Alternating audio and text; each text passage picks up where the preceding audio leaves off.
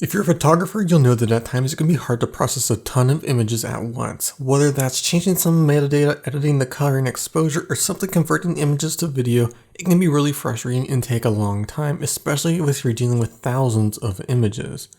That's where NeededApps comes in with their 3 apps meant for photographers: Meta Image, Snap Motion, and Glue Motion. We'll take a look at each and see what they can do. First, we'll take a look at Meta Image. Each picture you take comes with information embedded in the file. This information is called metadata and tells you things like the camera it was shot on, the focal length, aperture, and much more.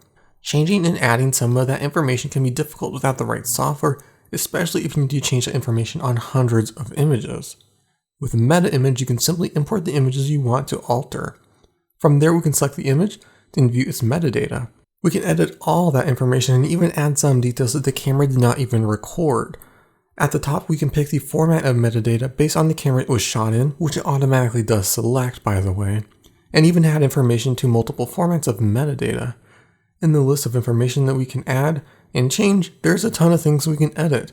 It's a little overwhelming what you can edit, and if we take a look at settings, there is even more metadata items that we can add to the list. If you change or add the same information often, we can make a preset and apply that to other images, as well as erasing and restoring the information, exporting that metadata to a file, and applying it to the original picture.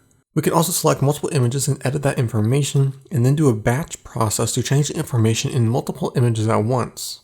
The app also integrates with Photos app on Mac, and you can edit some of the metadata right from there, rather than having to use the standalone app, which is pretty awesome. Metadata is something I use quite often, as I work with many different cameras. By having the ability to add more info and edit some of the things that I may need to know later on is very important.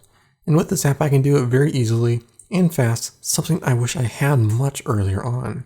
Next, we have Snap Motion. This app allows you to capture a still frame from a video.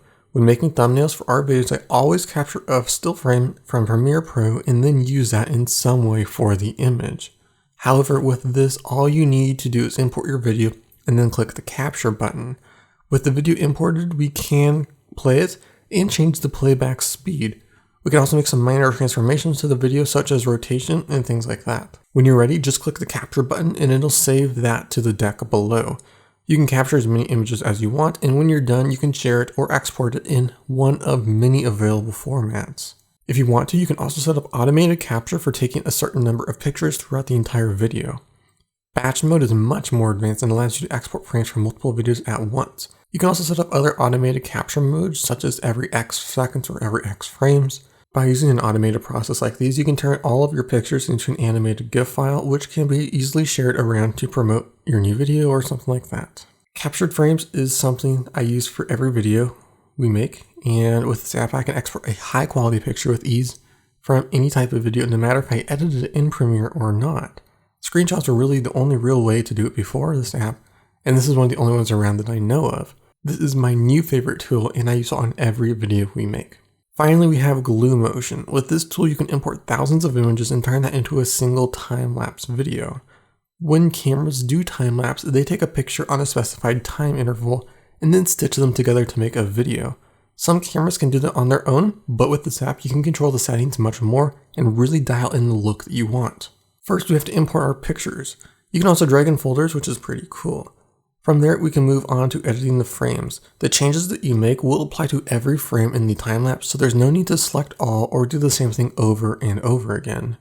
In the editing window, we can apply some basic things like exposure, contrast, and saturation, adjustments, as well as other things like the rotation and crop of the image. On the next window, we get to work with deflickering. It's disabled by default, but allows you to help minimize the flickering that may come with time lapses of certain things, mainly items with tight lines causing moire. In order to get just the right look, you'll need to play around with the settings, but for now, I'll just leave it disabled. Finally, we can set up the encoding. This is where you pick the file format, destination, and other metadata. Then we can export it and watch the final product. But there you go. Those are 3 apps from NeededApps that are meant for photographers and videographers in order to help you with your process of tagging images and converting stuff as well. I really do like these apps, and my favorite is Snap Motion. Being able to take a still frame from a video is something that I have been wanting for a long time, And I really do love all of these apps and I use them really often. But if you're interested in checking these out or picking one up for yourself, I'll leave a link to it down in the description below. You can check out all 3 of their apps that they make. If you have any questions, let me know in the comment section below. If you like this video, leave a like and hit the subscribe button for more videos like this. This is Mark with Apple Tech 120, and I will see you in the next one.